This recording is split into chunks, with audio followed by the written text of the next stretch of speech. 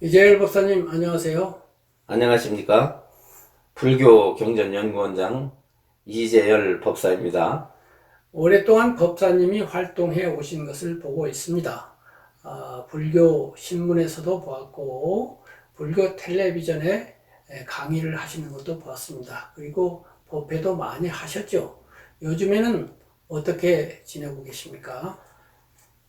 예나 지금이나 부처님 가르침을 전하기 위해서 노력을 늘 기울이고 있습니다. 근래에는 영상 강의에 좀 더 신경을 쓰고 사는 편이죠. 그래서 이제 유튜브 채널을 개설을 하신 건데요. 이번에 이제 시리즈로 영상을 만들기로 하신 거예요.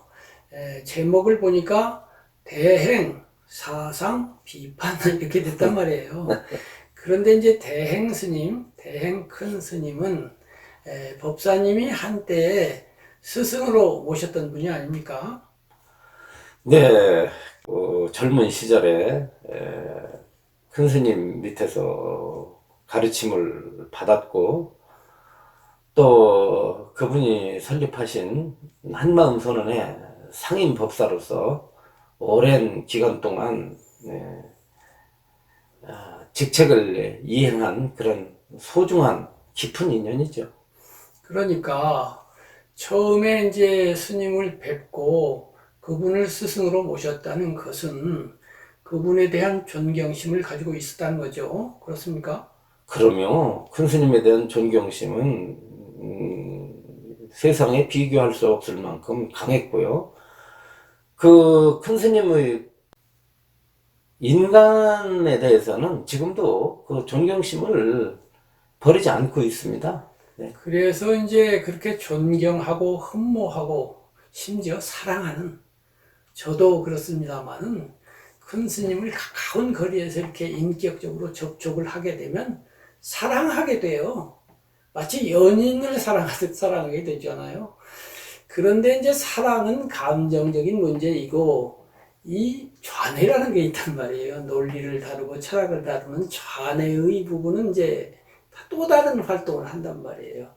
저 경우도 그렇습니다만은 시간이 지나는 동안 그 사랑이 점점 약화되면서 좌뇌가 점점 활성화되고 그러면서 야 고개를 갸웃갸웃하게 되고 그러다가 이건 아니잖아 이렇게 되더라고요. 저와 비슷하게 그런 과정을 거쳐온 것 같은데 거기에 대해서 좀 말씀을 해주세요. 예, 에, 저 역시 마찬가지였습니다. 에, 사실 뭐 대행 큰 스님의 인간 면모에 있어서는 참 과거나 지금이나 존경하고 있어요. 그렇지만 그분의 그 사성적인 면에서는 끊임없이 해이해 왔고 현재에 와서는 이렇게 비판하지 않으면 안 되겠다는 이런 결론에까지 다다르게 됐습니다. 그렇다면은 먼저 그 전에 하나 여쭙고 싶은 게 있어요. 일반적으로 대중이라 불리는 보통 사람들은 비판하고 비난 혹은 비방을 혼동을 한단 말이에요. 그래서 대행, 사상, 비판하면은 욕하려고 나온 거냐 뭐 이렇게 극단적으로 생각하실 수도 있는데 비판과 비방이 어떻게 다른지 좀 설명을 해 주십시오. 에, 우선 비방이라는 것은 헐뜯으려는 목적이에요. 그렇죠. 까닭 없이. 그런데 비판은 반드시 그 허물만을 이야기하려고 하는 것은 아닙니다. 예, 긍정과 부정, 옳음과 그름, 이 양면을 다 다루어서 과연 이 사상이 지니고 있는 그 본래 면목이 무엇이냐라고 하는 것을 드러나기 위한 일이 저는 비판이라고 생각을 합니다. 그래서 유명한 철학서 중에 칸트라고 하는 분이 쓴 순수 이성 비판 또는 뭐 실천 이성 비판, 판단력 비판하는 3대 비판서, 그런 비판서가 있는데, 그 비판이 비방하자 이런 것이 아니고 순수 이성을 논리적으로, 철학적으로, 이성적으로 변별해보자 이런 거잖아요. 이제 그런 입장에서 대행 사상을 비판하시겠다 이런 거죠. 네, 그렇습니다. 당연히 그래야 되겠죠.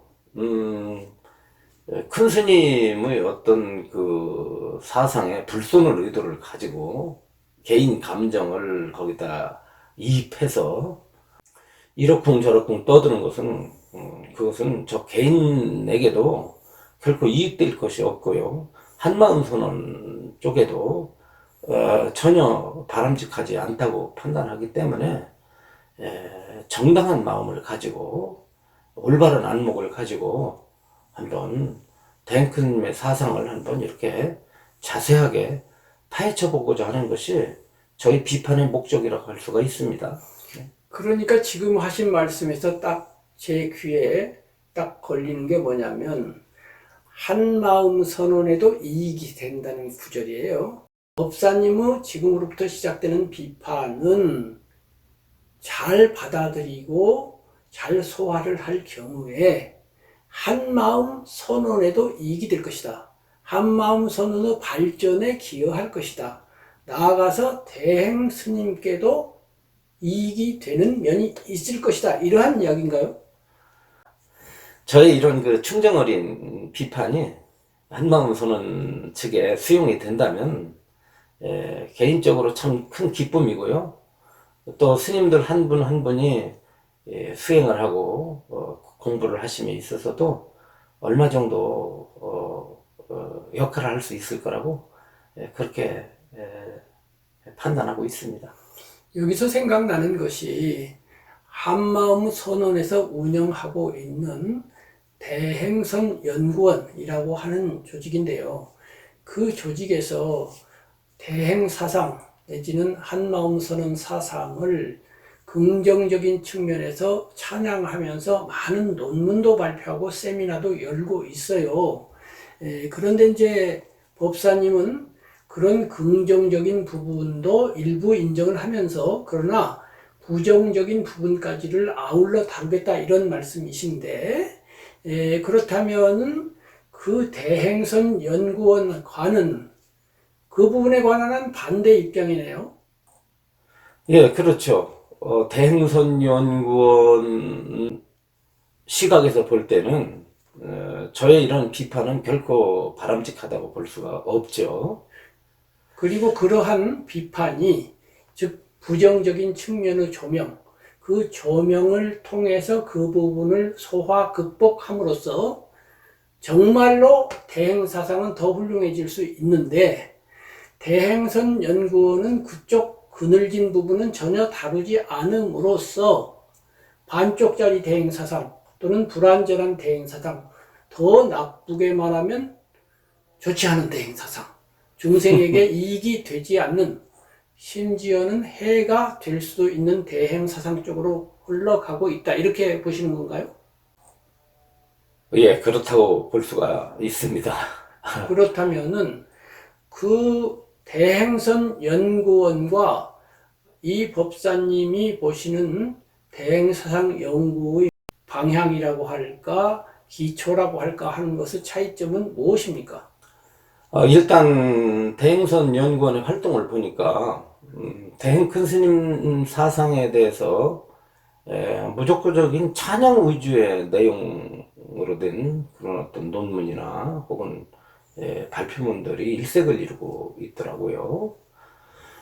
제가 또 불교의 어떤 그런 교리를 연구함에 있어서 얕은 수준에 불과한 어떤 저라고 하지만은 너무 겸손하신 거 아닌가요? 아이 뭐 사실 그렇습니다. 그런데 그 내용들이 조금 더 0.1%의 그 어떤 대행 스님 사상에 대한 부정적인 견해가 없어요. 용비어 첨가처럼 아주 찬양 일변도적 내용들로 이루어져 있죠. 심지어는 이 법답지 못한 내용들, 즉 다시 말해서 비법을 정법으로 호도하고 또 큰 스님의 사상이 기록되는 여러 가지 자료들 가운데에서 정말 거론하지 않으면 안 될 아주 중요한 부분들을 빼놓은 채 포장하기만 급급한 내용들이라고 볼 수가 있습니다. 불교학자들 중에는 저하고 꽤 오랜 동안 교분을 쌓고 있는 학자들도 있어요. 그런데 그분들은요, 평소에 대화를 할 때 대행 스님에 대해서 그렇게 좋은 시선을 갖고 있지 않았습니다. 그렇게 인정하지 않았어요. 근데 어느 날 보니까 대행 스님을 앞장서서 찬양 비호하는 그런 일을 하더라고요.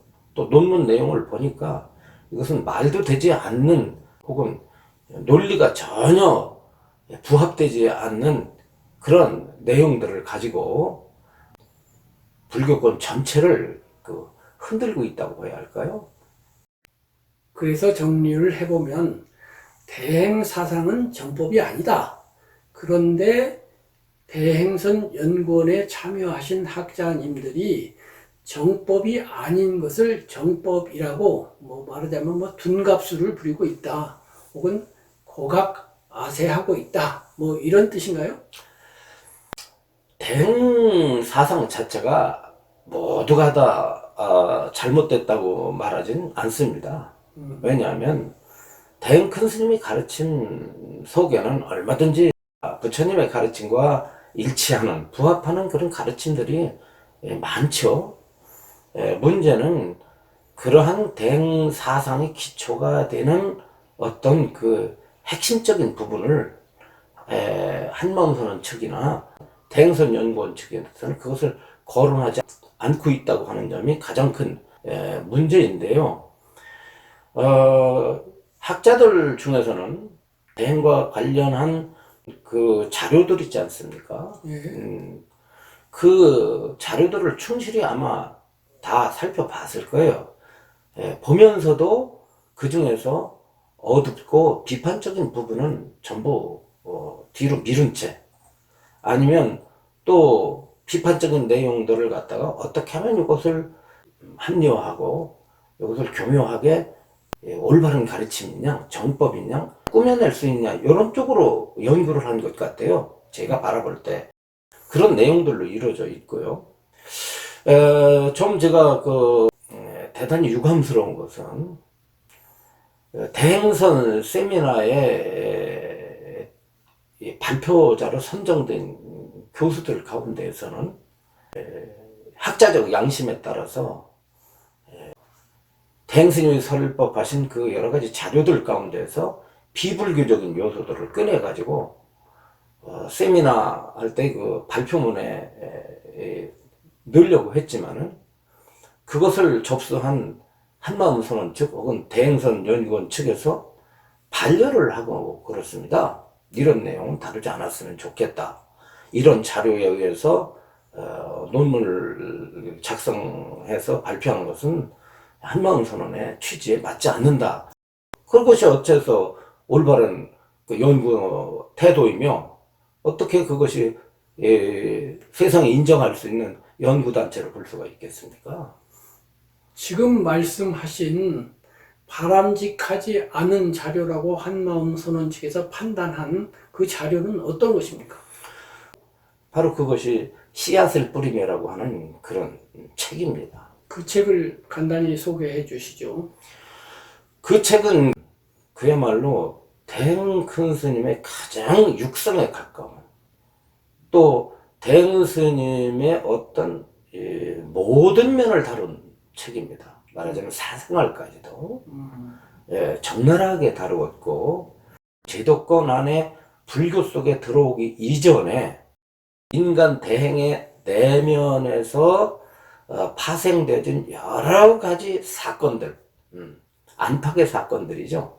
외적인 사건, 내적인 사건, 이런 사건들을 적나라하게 가감없이 이렇게 기술한 그런 내용이 바로 씨앗을 뿌리며라고 하는 책입니다. 여기서 제가 진행자이기 이전에 저도 한마음선언에서 4년 동안 봉직을 했었고, 또 한마음선언 대행스님에 관한 책을 3권 낸 사람으로서 제 말씀을 하지 않을 수가 없어요. 네. 아시다시피 제가 쓴 대행스님의 전기인 도, 버버집인 무, 그리고 영원의 오늘, 이 3권을 통해서 대행스님이 널리 알려지지 않았습니까?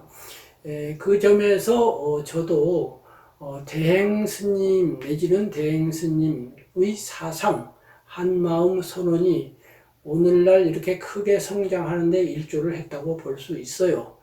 그런데 제가 도라고 하는 대행스님의 전기이면서 소설이니까 반드시 그것이 전기만은 아니고 상당히 소설화된, 어떤 면에서는 미화된 그런 책을 쓴 것인데, 그 책이 나오기 훨씬 전에 씨앗을 뿌리며라고 하는 첫 번째 전기가 나왔었다, 이런 얘기예요.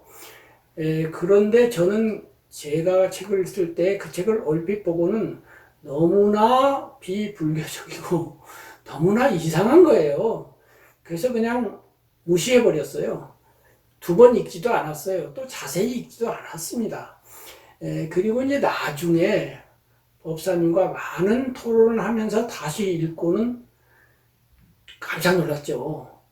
그리고 법사님이 그 책에 나온 구절들을 하나하나 논파하면서 이것이 어떻게 비불교적이며 또 대행이라고 하는 분의 깊은 잠재의식 내지는 무의식 속에서 어떻게 그분이 아빠라고 하는 그러한 실체를 발견하고 그것이 어떠한 과정을 거쳐서 오늘날 주인공으로 변환되었는지를 해명을 듣고 나니까 이제 좀 눈이 떠지는 거예요. 그것을 포함해서 또 다른 각도에서 저는 대행스님 사상에 대해서 점차 의심을 품게 되었고, 그것이 이제 마지막 저희들이 나온 후반부의 수많은 토론의 중심을 이루었었단 말이에요. 그래서 결국 나오게 되었고, 저는 오랫동안 대행스님에 대해서 일자도 비판하지 않았는데, 복사님은 꾸준히 비판해 오셨고 이제 본격적인 비판을 시작하게 되신 겁니다. 그래서 그 씨앗을 뿌리며라고 하는 책이 그만큼 중요하다는 말씀을 하신 거예요.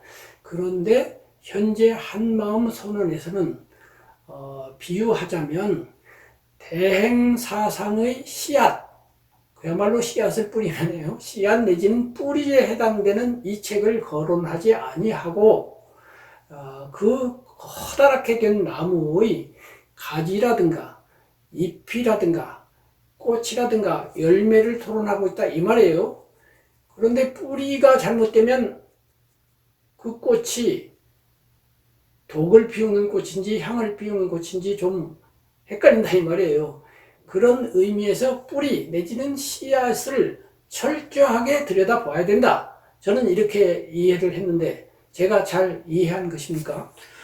예, 그렇습니다. 김 선생님하고는 한마음 선언에서 함께 근무를 했고요. 같이 또 그만두게 되었지 않습니까? 예. 그때 한마음 선언에서 나오게 된 동기가 저에 대한 어떤 대우가 부족했기 때문에 나온 게 아니고, 오히려 거기 있었으면 아닌 말로 예, 호식했겠죠. 그렇죠. 걱정이 없었죠. 그러나 대행 큰 스님의 사상을 정말 정확하게 들여다본 결과, 이 부분은 대행 큰 스님을 통해서 대행 큰 스님과 정말 독대를 해가지고 이 부분을 분명하게 짚고 넘어가서 정리를 해야 되겠다. 이 부분을 큰 스님께서 수용을 하시든지 아니면 제가 큰 스님으로부터 절복을 당하든지 해서 큰 스님에 대한 어떤 그 일생에 걸친 구도의 과정, 그 구도의 과정에서 파생되어진 정신적인 세계가 제가 알고 있는 불법과 일치하느냐 일치되지 못하느냐를 큰 스님과 결판을 내가지고 내가 잘못되었다면 평생 동안 큰 스님에게 그 은혜를 갚고 거기에서 끊임없이 수행을 하고 활동을 하겠고, 그렇지 않을 경우에는 큰 스님과의 인연을 청산할 수밖에 없지 않느냐 라고 하는 것을 누차례에 걸쳐서 대행 큰 스님께 제언을 드렸었지 않습니까? 김 선생님도 마찬가지고. 그러나 그것이 끝내 수용이 되질 않았잖아요. 저희들이 가지고 있던 심정적 혹은 견해적 문제들을 해결시키려고 하는 노력을 큰 스님께서 보여주지 않았고 그 충정을 인정하지 않으셨던 거죠. 그죠? 무조건 당신이 깨우쳤다고 생각하는 그런 내용들을 가지고 저희를 절복시키려고 했지만 우리들은 절복당하지 않았습니다. 유일하게 대행큰 스님의 사상에 대해서 절복당하지 않은 딱 두 사람입니다. 스승으로 모신 사람들, 인연사들 중에서 큰 스님과 그 이념 때문에 갈라진 인연은 저이고 김 선생님이라고 할 수가 있는데, 그러한 과제가 한마음선언을 나오면서 그쳤어야 되는데 워낙 큰 기대와 큰 존경과 믿음을 가지고 큰 스님께 접근했고, 그 속에서 정말 소시적 시절에 불교관이 형성됐고